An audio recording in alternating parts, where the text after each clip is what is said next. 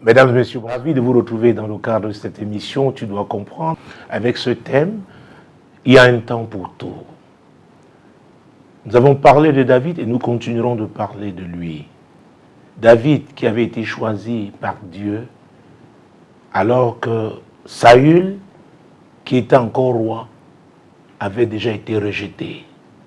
Nous avons vu comment Saül s'est levé contre David. David qui a permis à Israël d'avoir de grandes victoires sur les Philistins, notamment l'épisode de Goliath, qui est un épisode héroïque, n'est-ce pas, de la vie de David. Mais nous avons vu comment David n'a rien fait pour détruire celui qui était comme son mentor, son père. Et j'avais insisté sur le fait que on ne détruit pas son père, on ne tue pas son père, on ne fragilise pas son père, on doit l'éviter. Si le père devient insensé, si le mentor se comporte en homme stupide, on doit l'éviter. On ne doit pas le détruire. Parce que quand les gens savent qu'ils sont rejetés, quand les gens savent, ils savent reconnaître aussi ceux qui appartiennent à la nouvelle saison, il arrive souvent qu'ils soient très méchants à l'égard de ceux-là. Donc il faut de la sagesse, mesdames. Il faut de la sagesse, messieurs. Et je m'adresse notamment aux jeunes gens qui sont pressés, qui veulent tout accomplir tout de suite. Dieu dit qu'il y a un temps pour tout. Il y a des étapes. Il ne faut pas les brûler. Donc nous continuerons, comme je l'ai dit dans cette édition, de parler de David. Et nous lirons 1 Samuel, chapitre 23. 1 Samuel, chapitre 23. Si vous avez votre Bible, ouvrez-la. Si vous ne l'avez pas, prenez des notes. Et vous méditerez, n'est-ce pas, ces paroles de Dieu. Et certainement, Dieu continuera de vous enseigner. Nous sommes dans 1 Samuel, chapitre 23. Commençons avec les 3 premiers versets. On vint dire à David, voilà les Philistins ont attaqué Kéla, et ils pillent les airs. David consulta l'Éternel en disant, irai-je et battrai-je ces Philistins? L'Éternel lui répondit, va, tu battras les Philistins et tu délivreras Kéla. Alors, je dois vous dire, ce n'est pas parce que David n'occupait pas le trône que David n'avait pas ce souci pour Israël. N'attendez pas d'être chef pour servir. Vous pouvez servir à votre niveau parce que Dieu nous a appelés, chacun en ce qui le concerne, à servir à un niveau. Et c'est Dieu qui est fidèle dans sa façon de faire, fidèle à ses principes, celui qui accorde la promotion à chaque serviteur. Alors, c'est Saül qui était encore roi, mais David a appris, n'est-ce pas, que les Philistins avaient attaqué Kéla. David s'est levé, il a fait sa part. Chacun doit apporter sa modeste contribution, n'est-ce pas, à l'avancement du royaume de Dieu. C'est très, très important. À cette époque-là, les Philistins représentaient, n'est-ce pas, le royaume ténébreux du diable et Israël, le royaume divin. Vous appartenez à quel camp? Et David a consulté qui? Il a consulté l'Éternel. Vous ne pouvez pas servir Dieu, n'est-ce pas, dans le couloir où vous avez été appelé sans le consulter. Parce qu'il y aura des défis. Ah oui, de très grands défis, de très gros défis. Et il n'y a que Dieu pour vous accorder, pour vous révéler la stratégie efficace. Parce que pour chaque défi, il y a une stratégie. Donc Dieu est un stratège, je l'ai dit. Et c'est lui qui conduit, n'est-ce pas, ceux qu'il a appelés. Il est important de demeurer soumis à l'Éternel dans le cadre de la mission divine que chacun a reçue. Continuons notre lecture et là nous sommes au verset 3. Mais les gens de David lui disent, voici nous ne sommes pas sans crainte, ici même en Juda. Que sera si nous allons à Kéla contre les troupes des Philistins? Ce n'était pas évident. Quand les hommes de David regardaient leur équipement, leur nombre, affronter les Philistins, ce n'était pas humainement possible. Et c'est ce qui marque même, qui prouve que Dieu a appelé quelqu'un. Les défis auxquels vous devez faire face sont supérieurs, n'est-ce pas, à vos forces humaines. Dieu le permet pour que vous sachiez qu'il n'y a que lui pour vous aider. Et David ne va pas reculer. Continuons de lire. David consulta encore l'Éternel, et l'Éternel lui répondit, « Lève-toi, descends à Kéla, car je livre les Philistins entre tes mains. » Vous savez, Kéla était une forteresse en Juda. Et les Philistins, en attaquant donc Kéla, savaient que c'était stratégiquement très important pour eux. David, ayant écouté ces hommes qui avaient peur, a consulté encore l'Éternel. Mesdames, Messieurs, quel que soit le cadre, quel que soit votre couloir, là où Dieu vous a appelé à servir, j'insiste encore dans cette édition, il faut toujours le consulter. Il faut toujours le consulter. Il a quelque chose à dire. Dieu parle encore. C'est très important. Beaucoup croient que ce n'est que quand c'est entre les quatre murs à l'église. Non. Même dans votre domaine professionnel. Oui. Ça peut être au quartier. Ça peut être, n'est-ce pas, au niveau social. C'est là-bas que vous opérez. Et vous savez que la grâce de Dieu est sur vous. Parce qu'il vous a appelé à opérer, n'est-ce pas, dans ce couloir. Apprenez, demeurez, n'est-ce pas, dans cette vie de consultation de l'Éternel face aux défis. C'est très important. Continuons. David alla donc avec ses gens à Kéla, et il se battit contre les Philistins. Il amena leur bétail, et il leur fit éprouver une grande défaite. Ainsi David délivra les habitants de Kéla. Lorsqu'Abiathar, fils d'Achimélec, s'enfuit vers David à Kéla, il descendit ayant en main l'éphod. Ah, vous voyez? Et nous, chrétiens, et conformément à la parole de Dieu, l'apôtre Paul a dit que notre combat n'est pas charnel. Nous ne combattons pas avec les armes physiques. Notre combat est spirituel.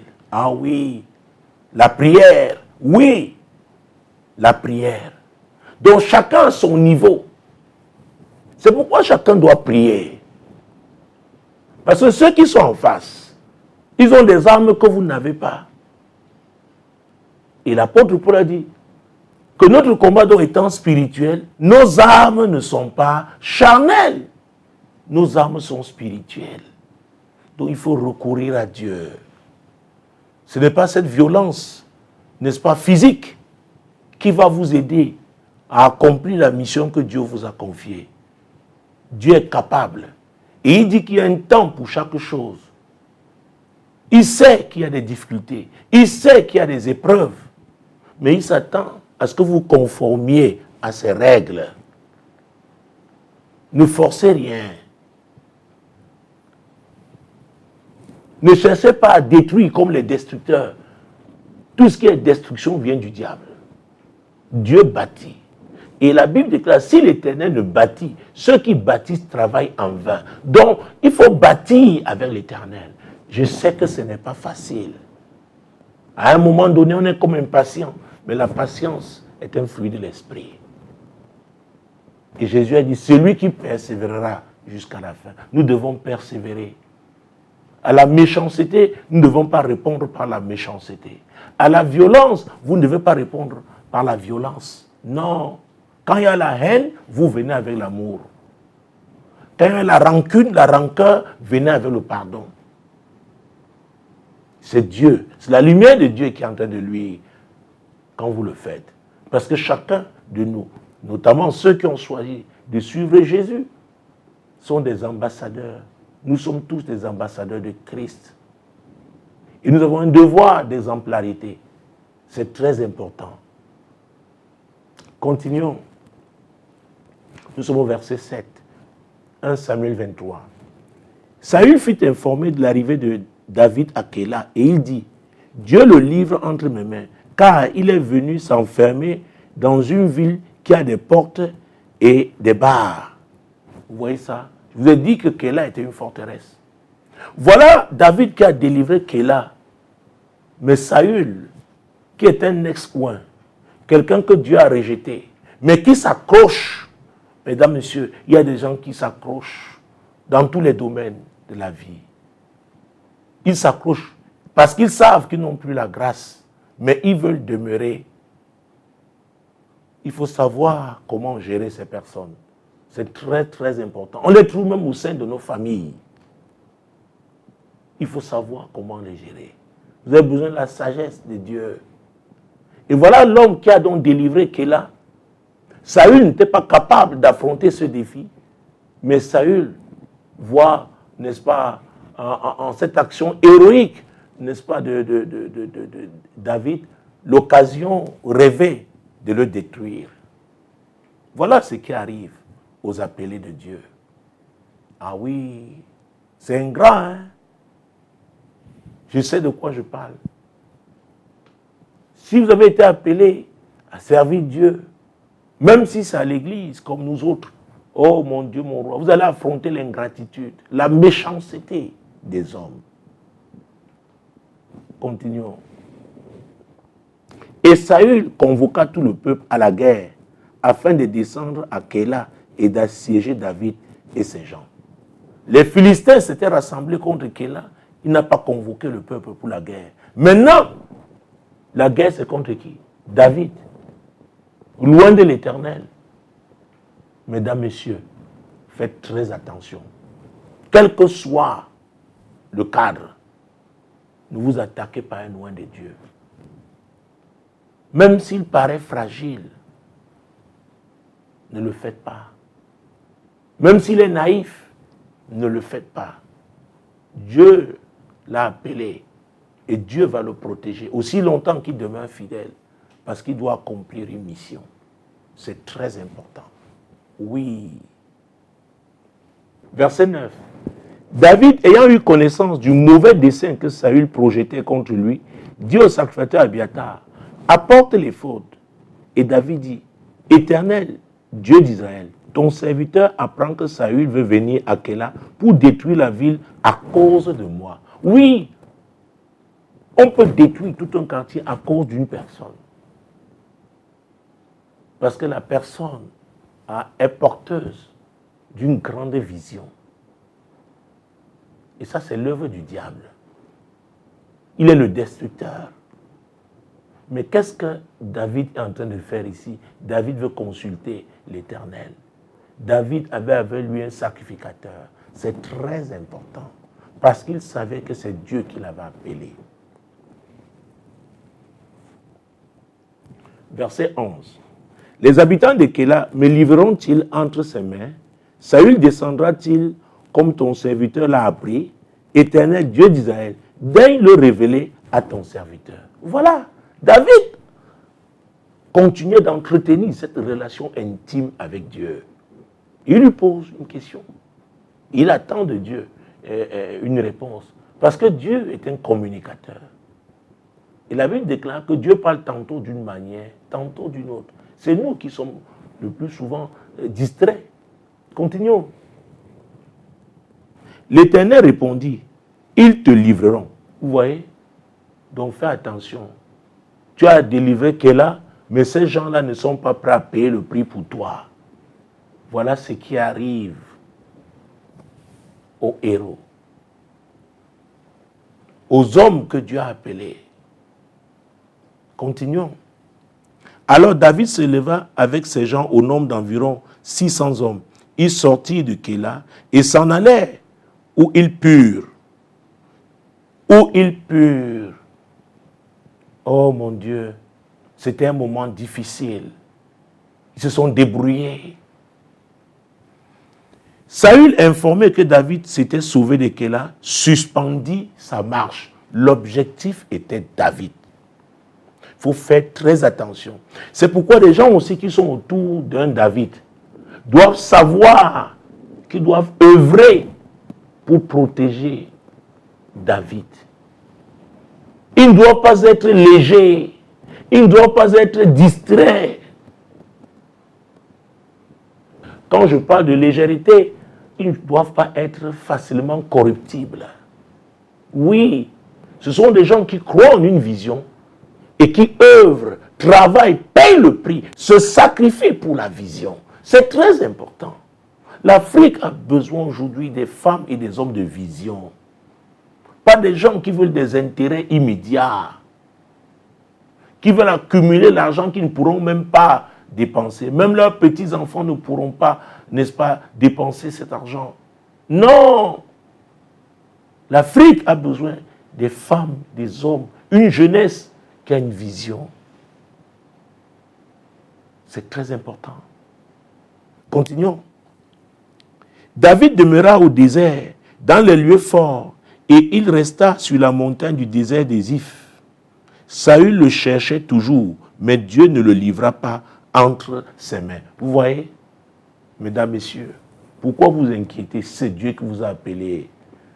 Peut-être c'est dans le secteur bancaire, le secteur des assurances, peut-être le secteur de l'agriculture. Il y a des ennemis partout. Peut-être c'est dans l'enseignement. Donc, quel que soit le domaine dans lequel vous opérez, vous aurez affaire au Saül. Des gens qui ont fait leur temps, mais qui s'accrochent. Vous aurez affaire aux ennemis.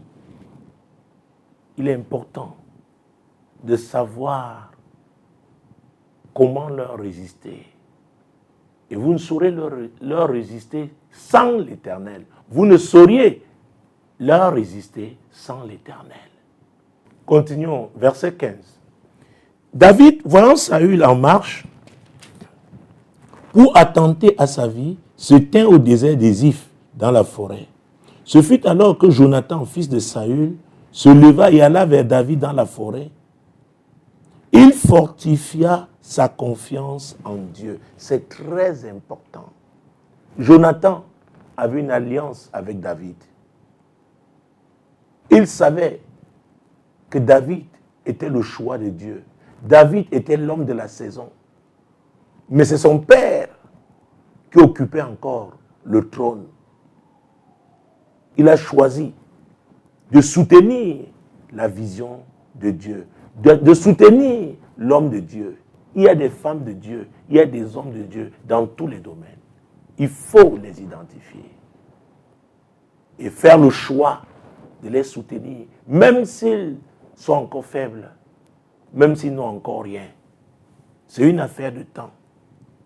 À vrai dire, quand on parle de fidélité, cela veut dire qu'il y a eu des épreuves.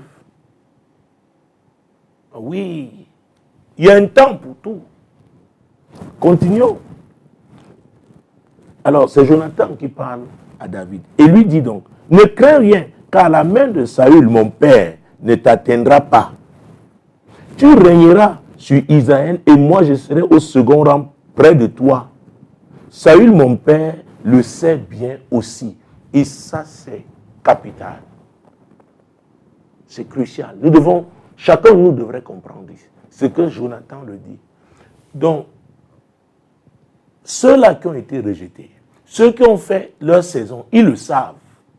Mais ils s'accrochent. Jonathan, le fils de Saül, il parle de son père. Il dit que son père le sait aussi. Mais il dit, il reconnaît que son père œuvre activement pour détruire l'homme que Dieu a choisi. Si Dieu vous a choisi, oh, rassurez-vous, vous aurez affaire à des types d'attaques atypiques. Mais Dieu va vous préserver. Dieu vous protégera. Oui. Et Dieu suscitera des gens qui vont vous soutenir. Il peut même les susciter dans le camp ennemi. Des gens qui comprennent. Des gens qui ont compris ce que Dieu veut faire. Qui voient ce qui va arriver. Et parce qu'ils ne peuvent pas encore s'exposer, ils vont vous aider. Parfois à distance. Et je l'ai déjà dit ici, il faut savoir aussi comment protéger ces personnes.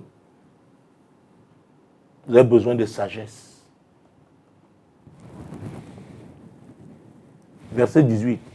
Ils firent tous deux alliance devant l'Éternel. Et David resta dans la forêt. Et Jonathan s'en alla chez lui. Ils firent tous deux alliance. Ce n'était pas la première fois. Donc, il y a des niveaux d'alliance. Jonathan avait fait une déclaration très importante. Il lui a dit, je sais, mon père sait. Les deux ont encore fait alliance. Et c'est pourquoi je vous ai dit dans une des éditions, n'est-ce pas, de Tu dois comprendre, de faire attention aux gens qui ne respectent pas les alliances. Ah oui. Et vous, chrétiens, vous vous appelez chrétiens, vous devez comprendre ce que c'est qu'une alliance. L'Afrique doit comprendre ce que c'est qu'une alliance. Il y a des alliances dans des créneaux économiques. Il y a des alliances en politique. Il y a des alliances même dans le monde sportif. Il y a plusieurs types d'alliances. Il y a des alliances entre les familles. Oui. Peut-être que vous opérez sous une alliance que vous ne connaissez pas. Et votre ignorance peut causer votre chute. C'est pourquoi il est important toujours de s'interroger, de scruter l'histoire. Qu'est-ce qui s'est passé avant? Ah oui. Sinon, naïvement, vous pouvez aller tomber dans un gouffre. La notion d'alliance est très importante à comprendre. Chacun doit comprendre. Comme ça, avant d'entrer dans une alliance, vous vous rassurez que vous serez fidèle. Et si c'est une alliance qui va intégrer, qui intègre vos enfants, il est important qu'ils soient informés de comment ils vivront conformément à cette alliance. Il ne faut pas entrer dans une alliance seulement à cause de la conjoncture. Ça peut vous causer des problèmes. Si ce n'est pas à vous, ce sera à vos enfants. Il fit encore alliance. Oh mon Dieu. C'est pourquoi je n'aime pas la légèreté. La Bible déclare que ton oui soit oui et que ton non soit non. Quand on parle d'alliance, on parle d'engagement. Et on doit tenir à ces engagements. Ah oui, et il y a des niveaux d'engagement. On ne doit pas retourner sa veste n'importe comment. Et de toutes les façons, si on doit retourner sa veste, ça doit être au profit de la justice. L'objectif doit être la justice. Parce que l'Éternel est le Dieu de justice. C'est pourquoi on l'appelle encore Jéhovah Tsidkenu. L'Éternel notre justice. Mais si vous retournez votre veste tout simplement à cause de votre ventre, à cause de la conjoncture, pas dans un but de bâtir, vous retournez votre veste, n'est-ce pas, à cause de votre égoïsme, alors rassurez-vous, vous allez échouer. Ou alors votre maison sera laminée après. Comme je l'ai dit quelque part, l'Afrique a besoin des femmes et des hommes de conviction. La jeunesse doit être une jeunesse convaincue. Pas convaincue, n'est-ce pas, des choses sans fondement. Pas convaincue à partir des rumeurs, mais convaincue, n'est-ce pas, à partir de la vérité, des vraies informations, pas la manipulation. Vous connaîtrez la vérité et la vérité vous affranchira. C'est ce que Jésus a dit dans Jean chapitre 8, verset 32. Donc on doit faire très attention. Quand on a une information, on doit se rassurer que ce soit la bonne information. Quel est son fondement? Est-ce que c'est la vérité? Est-ce que c'est la justice? Si c'est ça, alors on doit s'engager. On doit faire très très attention. J'ai rencontré des gens qui ont livré leur famille parce qu'ils ont suivi la rumeur, parce qu'ils ont été manipulés. Ah oui, il Il faut faire très attention. Très, très attention. On doit scruter, vérifier. Maintenant, quand on est sûr, on est convaincu, alors on s'engage. Et on peut retourner sa veste si c'est pour la vérité, si c'est pour la justice, si c'est pour bâtir. Parce que l'Éternel est le bâtisseur. Et on ne saurait bâtir sans ses principes. Là où il y a le mensonge, la flagornerie,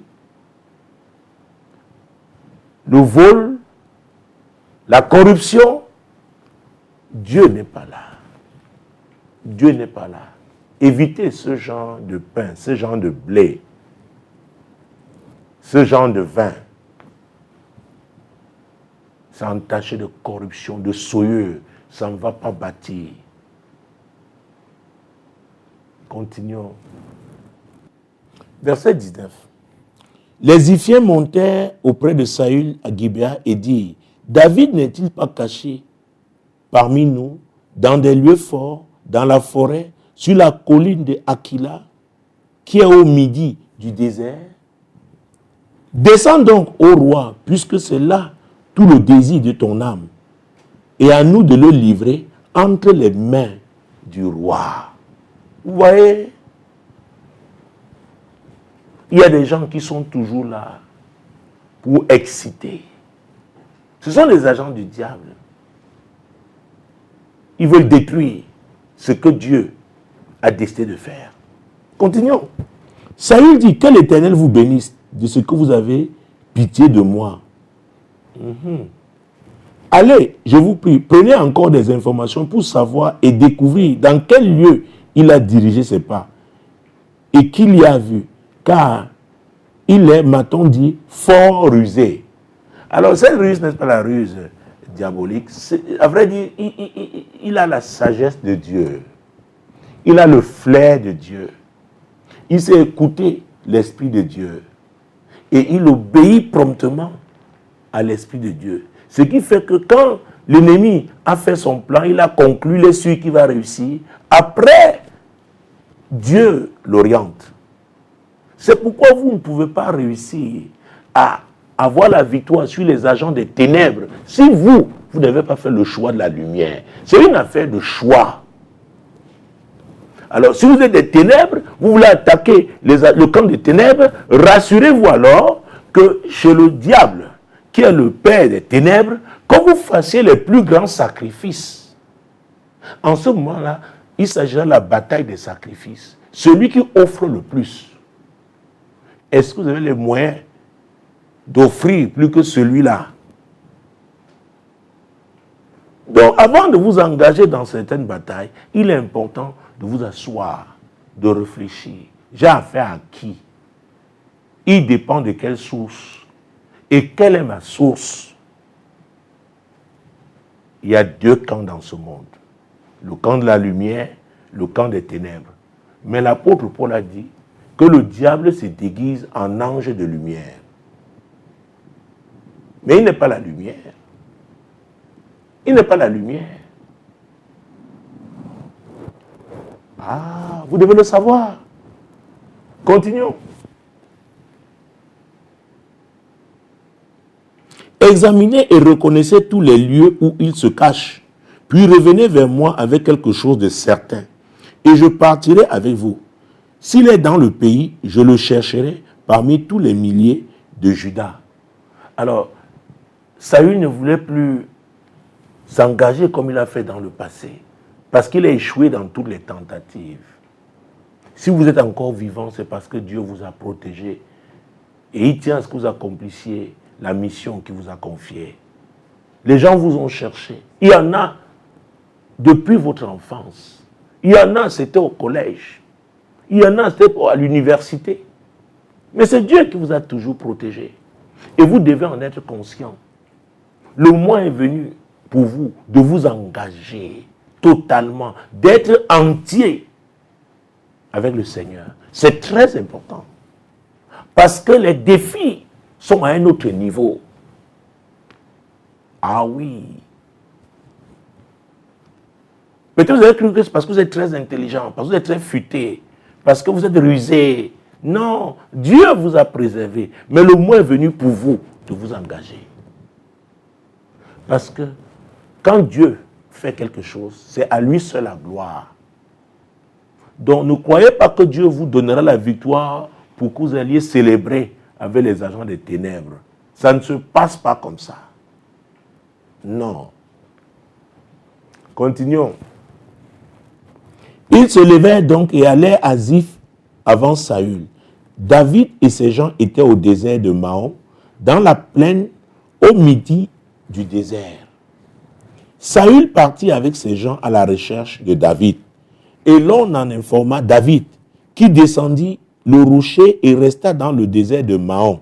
Vous voyez, Dieu suscite toujours les gens pour donner la bonne information à David. Dieu vous prouvera qu'il est avec vous. Vous aurez des informations, oh mon Dieu, mon roi, importantes. Vous aurez ces informations. Et c'est Dieu qui le fait. Pour que vous esquiviez. Pour que vous vous échappiez.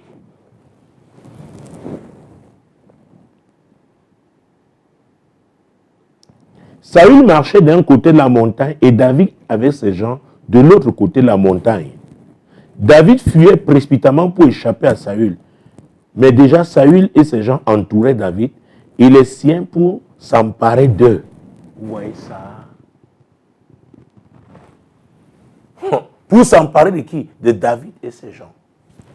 Lorsqu'un messager vint dire à Saül, « À toi de venir, car les Philistins ont fait invasion dans le pays. » Saül, j'ai noté ça verset 28, Saül cessa de poursuivre David et il s'en retourna pour aller à la rencontre des Philistins. C'est pourquoi l'on appela ce lieu Séla Amaklékot. Vous voyez, il était sur le point de capturer David. Voilà une information. Dieu a sa façon de faire. Maintenant, il va aller défendre le pays, permettant ainsi à David d'échapper. Mesdames, messieurs, vous échapperez. Vous vous échapperez si vous faites confiance à Dieu.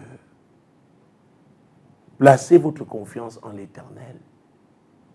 C'est lui qui vous a appelé. C'est lui qui va vous protéger.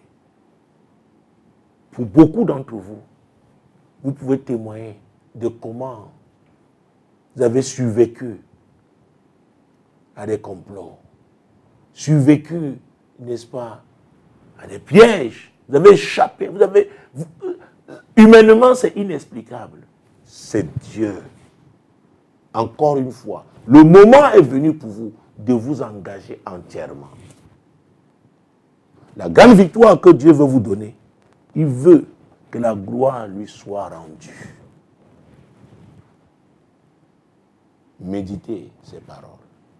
Ah oui, méditez ces paroles. Méditez-les. Passons au chapitre 24. De là, David monta vers les lieux forts d'Engedi, où il demeura. Lorsque Saül fut revenu de la poursuite des Philistins, on vint lui dire, « Voici, David est dans le désert d'Engedi. » Vous voyez? Il allait à la poursuite des Philistins. David s'est échappé. Maintenant, on lui donne encore l'information sur la position de David. Saül avait fait une fixation sur David. Il fallait absolument l'éliminer. Et ça devait être au profit de qui? De Jonathan. C'est Jonathan qui devait prendre la place. Mais Jonathan avait compris que David était le choix de Dieu. Jonathan donc suivait son père, mais il savait que son père avait été rejeté. Oh, mesdames et messieurs, il est important pour chacun d'identifier son Saül, je l'ai déjà dit. Très, très important. Et si vous êtes dans le camp de Saül, vous devez savoir ce que vous devez faire. C'est aussi très, très important. Ah oui. Donc Jonathan n'avait jamais été convaincu qu'il remplacerait son père. Jonathan avait la crainte de Dieu. Peut-être vous, pendant longtemps, vous avez cru que c'était possible. Et au jour d'aujourd'hui, considérant tout ce qui s'est passé, vous comprenez que votre mentor, vous ne pouvez pas le remplacer. Que votre chef là, vous avez été toujours l'homme des commérages. Vous avez fait des coups bas parce que votre chef au bureau, dans votre travail, dans votre filière professionnelle, il vous avait promis un poste.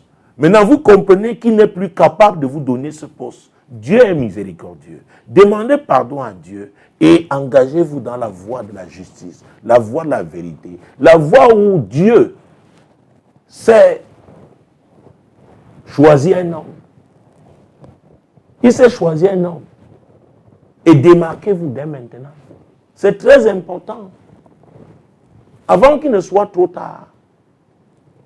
Oui, peut-être l'entreprise pour laquelle vous travaillez, peut-être elle est déjà vendue au plan international. Et vous continuez de croire que votre promotion locale, vous ne savez pas ce que le nouvel acquéreur prendra comme décision. Il y a des OPA hostiles. Donc vous avez travaillé pour un homme, comptant sur lui. Oh, la Bible déclare malheur à celui qui place sa confiance en l'homme. Maintenant, réfléchissez. Parce qu'à vrai dire, nous sommes tous de passage sur cette terre.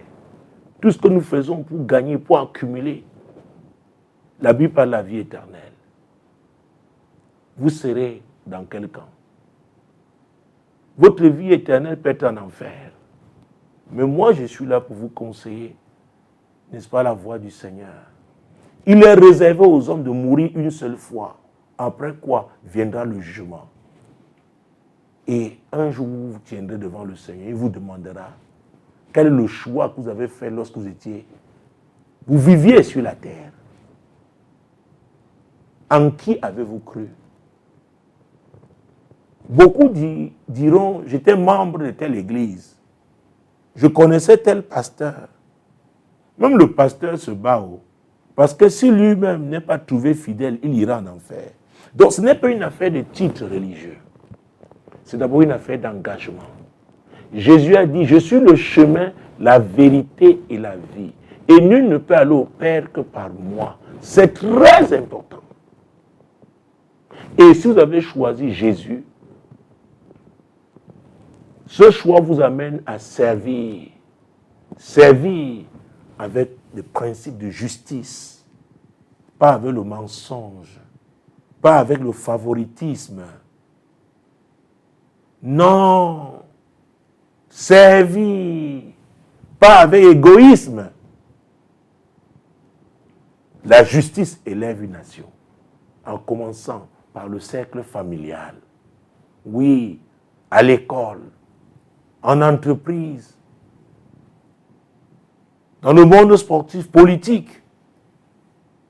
Partout, on a besoin de justice. Le continent africain doit comprendre que c'est la justice qui élèvera. Oui, qui l'élèvera. C'est la justice seule. C'est bien tous les projets. Nous, en tant qu'Africains, nous excitons avec beaucoup de projets. Mais quel est le fondement de tout ce que nous faisons? Quel est le fondement? En tant qu'Africains, nous avons beaucoup souffert. Cessons de pleurer, mais cherchons à comprendre quels sont les principes de Dieu qui vont nous aider à émerger véritablement avec toutes nos richesses. Si l'Éternel ne bâtit, ceux qui bâtissent travaillent en vain.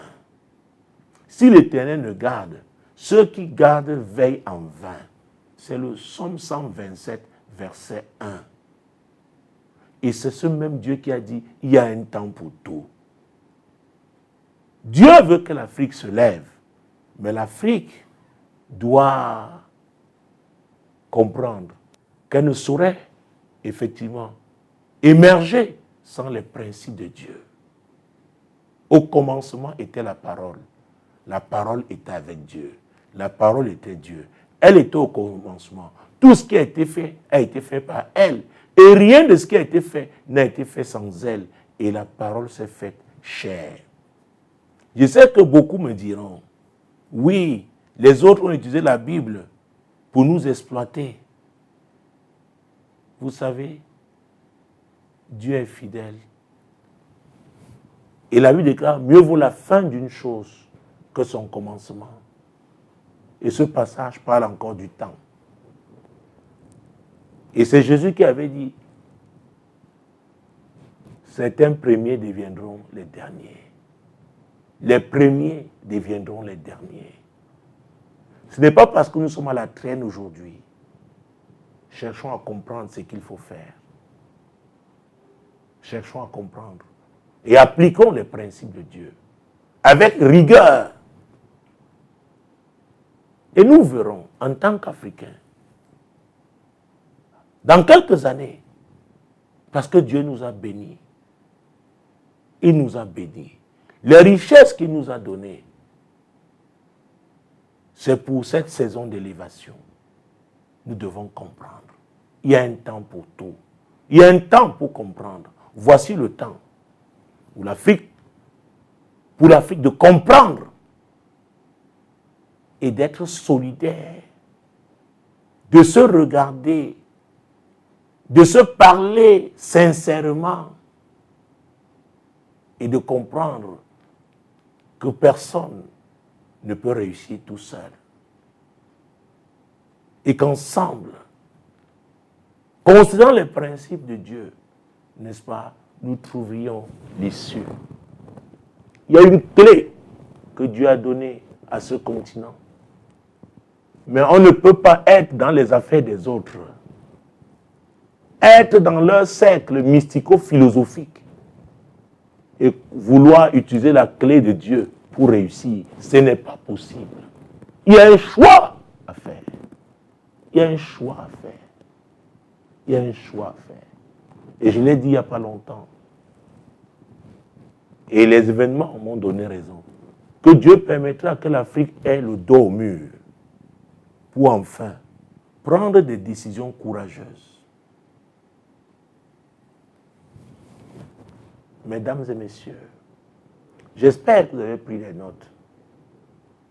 Et je souhaiterais que vous méditiez ces paroles. Il y a un temps pour tout. En tant que continent, nous avons beaucoup pleuré. Mais il y a un temps aussi pour rire. Mais nous devons travailler pour que nous entrions dans cette saison de joie, cette saison d'allégresse. Dieu veut nous aider. C'est lui qui est le maître des temps et des circonstances. Confions-nous à lui. Faisons-lui confiance. Ne doutons pas.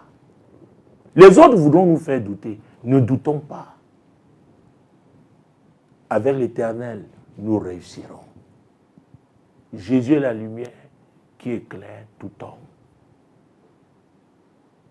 C'est la saison de l'Afrique. Afrique, lève-toi, brille. Ah oui, car la lumière de l'Éternel, oui, t'éclaire. Mon Dieu, mon roi. Merci d'avoir été là. Demeurez bénis. Shalom.